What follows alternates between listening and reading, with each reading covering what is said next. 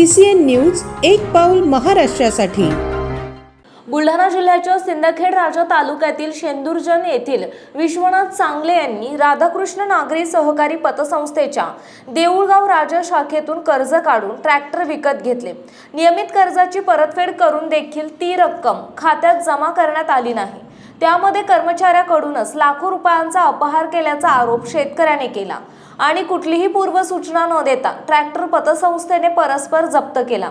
या संपूर्ण प्रकरणाची चौकशी करून दोषींवर कारवाई करण्यात यावी या मागणीसाठी गेल्या 21 वर्षांपासून वृद्ध शेतकरी विश्वनाथ चांगले हे दुय्यम निबंधक संबंधित पतसंस्था यासह इतर शासकीय कार्यालयांचे उंबरठे झिजवत आहे। मात्र अजूनही त्यांना न्याय मिळत नाही। या प्रकरणात आता मनसेने उडी घेतली आहे। संपूर्ण प्रकरणाची चौकशी करून शेतकऱ्यांची फसवणूक करणाऱ्या पतसंस्थेवर कारवाई करण्यात यावी, अन्यथा या पतसंस्थेच्या विरोधात आंदोलन उभारणार असल्याचा इशारा महाराष्ट्र नवनिर्माण सेनेचे नेते अमोल रिंढे यांनी दिलाय। या प्रकरणी संबंधित पतसंस्थेचा संपर्क होऊ शकला नाही। या प्रकरणाची तक्रार शेतकऱ्यांनी वारंवार दुय्यम निबंधक कार्यालयाकडे केली आहे। त्यामुळे आता दुय्यम निबंधक कार्यालय काय कारवाई करणार हे पाहणं महत्त्वाचं असणार आहे। मी मलकापूर गोदरमधील राधाकृष्ण नागरी सहकारी पतसंस्था शाखा देऊळगाव राजा यांच्याकडून कर्ज घेतलं 2005 मध्ये। या पतसंस्थेने माझी भरपूर फसवणूक केली। 2005 मध्ये कर्ज घेऊन तो ट्रॅक्टर 2006 पासून साखरखेडा पोलीस स्टेशनमध्ये उभा होता। तो परस्पर त्यांनी तिकडे सोडून नेला। मला काही येत नाही।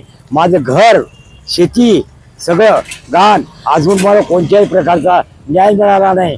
तरी मला DDR ऑफिसकडून मी पत्र वाचा न्याय मागितला। तुमची मागणी काय आहे आता? मला माझं झालेलं नुकसान द्यावं, माझा ट्रॅक्टर द्यावा, फौजदारी गुन्हा दाखल पुरा फौजदारी गुन्हा दाखल करावा आणि ज्या लोकांना माझे अपहरण केलं पैशाचं, माझ्याकडून पैसे घेतले पावती घेऊन, त्या लोकांवर गुन्हे दाखल करावा। किती लाखाचा अपहार झाला? सगळं 2,14,000 तुमच्याकडून घेतली, पावती दिली नाही? पावती नाही दिली। माझ्याकडून पावती दिली 7,19,000 घेतले, पावती दिली, बँक खात्यात जमा केले 5,05,000। तुम्ही किती वर्षापासून कोणा कार्यालयात चक्र मारता? मी महाराष्ट्रातले संपूर्ण कोर्ट हिंडलो या ट्रॅक्टरच्या प्रकरणात।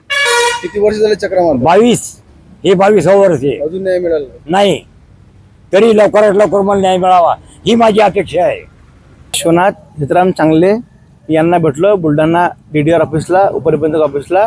त्यांनी कर्ज घेतलेलं आहे 2005 मध्ये वाहनावरती आणि त्यांची शेतीसुद्धा मॉर्गेज केलेली आहे। वाहनावर कर्जसुद्धा नाही आहे, परंतु 3 वर्ष परतफेड कालावधी असतानासुद्धा यांच्या ट्रॅक्टरचा अपघात झाला 2006 मध्ये। त्यांनी हप्तेसुद्धा भरलेले आहे, परंतु पोलीस स्टेशनमध्ये साखरखेडा पोलीस स्टेशनला ट्रॅक्टर जमा झाल्यानंतर पतसंस्थेने परस्पर ट्रॅक्टर ओढून नेला।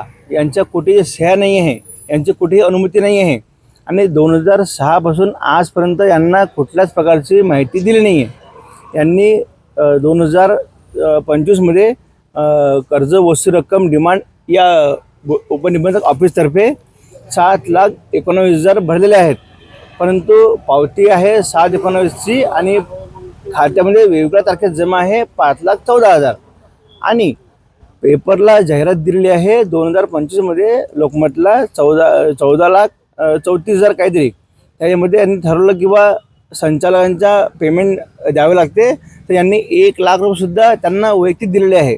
अशी तब्बल 21 वर्षापासून ट्रॅक्टर परस्पर घेऊन गेले। अल्पभूधारक शेतकऱ्याची फसवणूक झालेली आहे। अद्यापर्यंत भरपूर पत्रव्यवहार केलेला यांनी, परंतु यांना उपलब्ध नियमानुसार न्याय मिळत नाही आहे। कोणती ही पतसंस्था? ही पतसंस्था बुलढाणा जिल्ह्यामधील मलकापूरमधील हेड ऑफिस आहे राधाकृष्ण नागरी सहकारी पतसंस्था मर्यादित बुलढाणा। कोण्या शाखेकडून कर्ज घेतलं? यांनी कर्ज घेतलेलं आहे, यांची शाखा आहे देऊळगाव राजाला।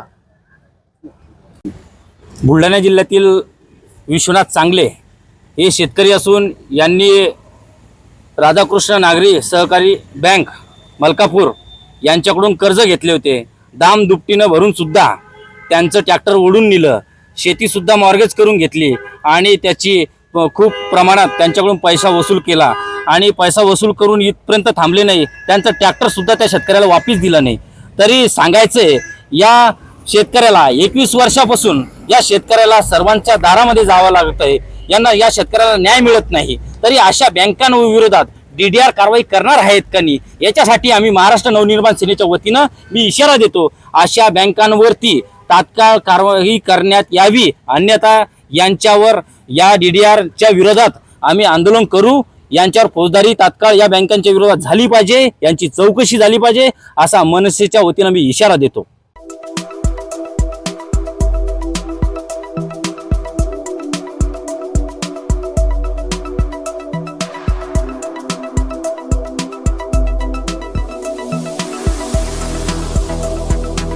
तसेच आपल्या भागातील महत्त्वाच्या बातम्या पाहण्यासाठी CCN न्यूज डेस्क चॅनलला सबस्क्राईब करा आणि बेल आयकॉन प्रेस करा.